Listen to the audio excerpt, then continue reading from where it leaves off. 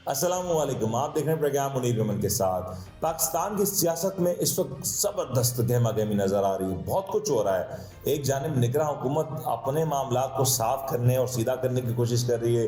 दूसरी जानब बिलावल साहब को बड़ी इंटरेस्टिंग बयानात, स्टेटमेंट आ रहे हैं। वो कह रहे हैं नहीं, नहीं, नहीं, ये जो कुछ हो रहा है हम नहीं कर रहे। इनफैक्ट हम तो खुद इस सब के विक्टिम हैं। उन्होंने क्या कहा उसके बारे में बात करेंगे। मरियम नवाज साहिबा ने एक जलसे में जो खिताब किया और उसमें उन्होंने जो गुफ्तगू की और फिर नून लीग की एक रैली निकली है, उसमें उन्होंने जो नारेबाजी हुई वो बड़ी इंटरेस्टिंग है। वो सारे मामलात आपसे शेयर करेंगे। दूसरा एक मसला ये है कि तहरीक इंसाफ संभलने का नाम नहीं ले रही। तहरीक इंसाफ सरेंडर नहीं कर रही और ये एक बड़ा चैलेंज है। ज़रा एक एक करके सारे मामलात की तरफ नज़र डालते हैं।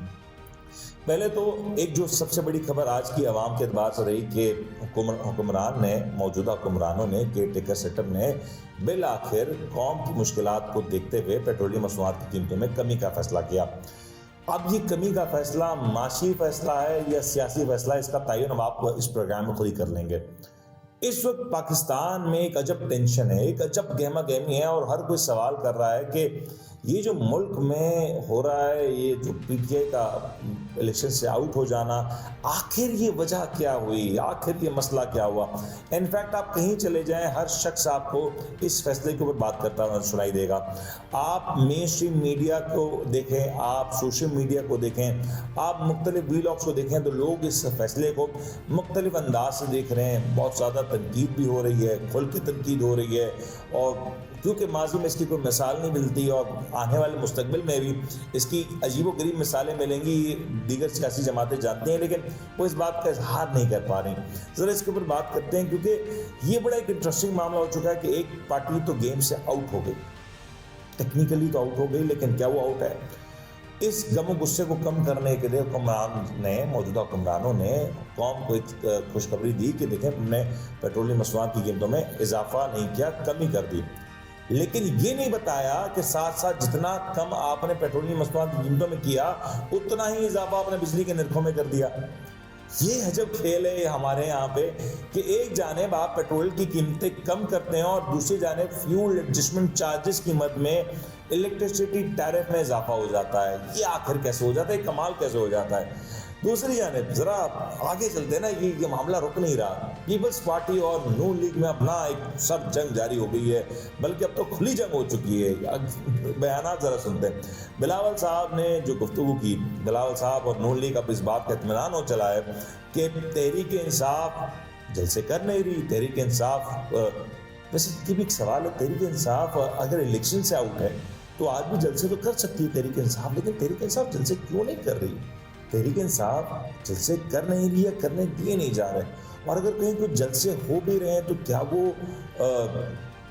मीडिया पे आ रहा है या नहीं? क्योंकि अभी सिंध में शेर अफजल मदद साहब ने जो पूरी कैंपेन लीड की है और बड़ी महदूद मामलात को देखते हुए जो कैंपेन उन्होंने एक स्टार्ट की है ना, जो एक चिंगारी लगाई, वो बड़ी ज़बरदस्त है।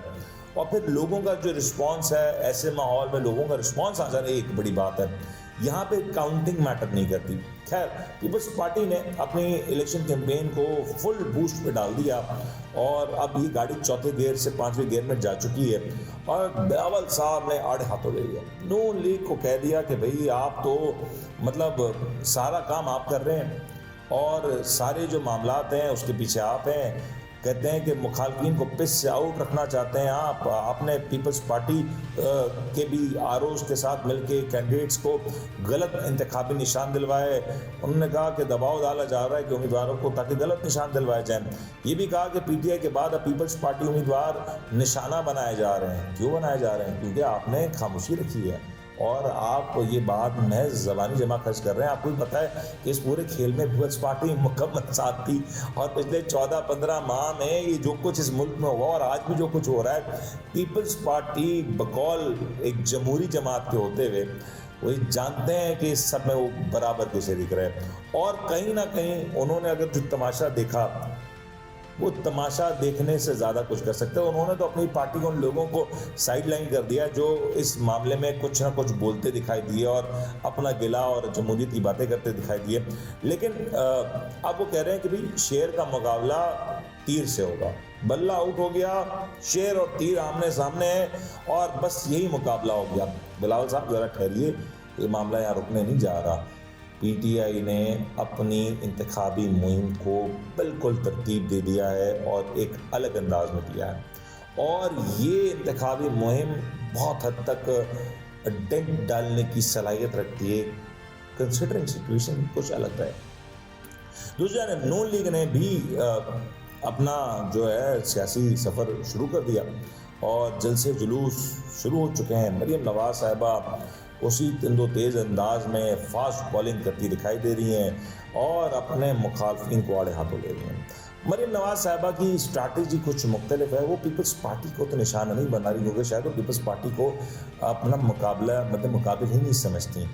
वो समझती नहीं कि पीपल्स पार्टी उनके आसपास भी पहुंच सकती है, इसीलिए उनका हदफ आज भी तहरीक इंसाफ है और वो आज भी तहरीक इंसाफ को ही निशाना बना रही हैं और बहुत ही शानदार अंदाज में तहरीक इंसाफ की स्ट्रॉल भी कर रही हैं। उन्होंने कहा कि सोचा होगा कि आरटीएस बंद करके जीत जाएंगे, ये भी कहा कि अंपायर सहूलतकार जालसाजी पकड़ी गई। पीटीआई का इंतखाबी निशान घड़ी होना चाहिए था, इंतखाबी निशान बल्ला नहीं डंडा था जो आवाम पर चलाया। जितने ठप्पे शेर पर लगेंगे उतनी तेज़ी से महंगाई कम होगी। अब ये बड़ी इंटरेस्टिंग बात है, बाकी सारी तो बातें सही हैं कि जो ठप्पे शेर पर लगने वाली बात है ना, इससे महंगाई का मुझे नहीं समझ आ रहा कि कैसे कम होगी, क्योंकि पिछले 16 माह में आप ही की हुकूमत थी, वज़ीर ख़जाना आपके थे, वज़ीर आज़म आपके थे, चचा साहब आप ही के थे, तो कैसे कम हो गई महंगाई। और उसमें जो बेड़ा गर्क हुआ महंगाई के साथ फिर वो आपको पता है, और उसमें जो कुछ हुआ, मिर्ज़ा इस्माइल साहब आज आपकी पार्टी के अगेंस्ट खड़े हैं और वो आपको बता रहे हैं कि आपने कितनी बड़े ब्लंडर्स किए हैं, आप वो सारी बातें बोल गई हैं। लेकिन चलें, खैर है, आवाम को इंगेज तो करना ही है और आवाम को इंगेज करने के लिए सारी गुफ्तगू करनी पड़ती है। पीटीआई की तरफ चलते हैं। पीटीआई ने भी अपनी सियासी जो सूरत हाल है उसको ज़रा रेक्टिफाई करने की कोशिश की है। अब ये जानते हैं कि उनके पल्ले कुछ नहीं रहा। पीटीआई भी है ना, वो कहीं ना कहीं कोशिश कर रही है कि लोगों को इंगेज रखेंगे, इंगेज रखना ना सियासत में बड़ा ज़रूरी है। टेक्निकली पीटीआई इस वक्त भी बहाने तलाश कर रही है किसी तौर पे अपनी पार्टी को इंगेज कर सके, लेकिन उनको पता है कि इस मुल्क में जो बदतरीन हॉर्स ट्रेडिंग होनी है, अगर उनके 50 कैंडिडेट भी नेशनल असेंबली में आ गए बहुत बड़ी बात होगी। 50 कैंडिडेट भी ऐसे हालात में नेशनल असेंबली तक पहुंच जाते हैं तो वो नेशनल असेंबली तक पहुंचते पहुंचते 5 रह जाएंगे। हॉर्स ट्रेडिंग इस अंदाज से होगी। फिर जहाँ पे जिन आरोज के साथ वो डट नहीं सके, वहाँ पे वो खड़े नहीं हो सके। और कैसे खड़े होते, क्योंकि अदालत उस्मान में कहा तो गया था कि आप मतलब कहा था ना, वही बात थी ना कि थोड़ी सी गर्मी बर्दाश्त नहीं हो सकी, वो इस तरह के कुछ जुमले थे, मुझे याद नहीं आ रहा। तो अब पीटीआई के लिए कड़ा वक्त है। पीटीआई सोशल मीडिया के ज़रिए अपने तमाम तर कैंडिडेट्स को बताएगी लोगों को कि ये हमारा कैंडिडेट है और इसका ये इंतखाबी निशान है। अब मसला ये है कि पाकिस्तान में शरह ख़वानदगी जो लिटरेसी रेट है वो इंतहाई कम है। आप शहरी इलाकों में कराची, लाहौर, इस्लामाबाद, फैसलाबाद, कुछ हद तक हैदराबाद, कुछ हद तक मुल्तान, कुछ हद तक छोटे छोटे जो शहर हैं उन तक तो आप काम कर जाएंगे, लेकिन 80% पाकिस्तान में आप वो काम नहीं कर सकते।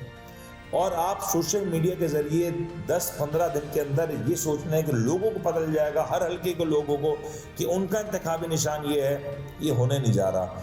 दूसरा जो बड़ा डिलेमा होगा तहरीक इंसाफ को, मैं आज बता देता हूँ, तहरीक इंसाफ अपने कैंप्स नहीं लगा सकेगी। तहरीक इंसाफ के वहाँ पे कोई कैंप्स नहीं होंगे, कोई ऑफिशियल कैंप नहीं होगा। और उस दिन जो सबसे बड़ा झगड़ा पड़ेगा कि तहरीक इंसाफ का मतलब कैंडिडेट है कौन, ये पता ही नहीं चल सकेगा। हो सकता है 2 आज़ाद उम्मीदवार दोनों खड़े हों और दोनों ये बात कह रहे हों कि हम पीटीआई के हैं, और शायद दोनों ही पीटीआई के ना हों।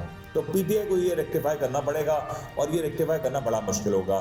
फिर जो रेक्टिफाई अगर हो भी गया, चलो जैसे तैसे जीत भी गए, कुछ नामवर लोग हैं शायद उनको ज़रूरत ना पड़े, लेकिन उसके बाद अगर जैसे तैसे जीत भी गई पीटीआई, जिन सीटों पे जीतेगी उसके बाद वहाँ पे हॉर्स ट्रेडिंग होगी। या कुछ और होगा और फिर वो सफ़र तय किया जाएगा। जैसे माजी में 35 जो तहरीक इंसाफ के अरकान थे, उन्होंने एक सफ़र तय किया।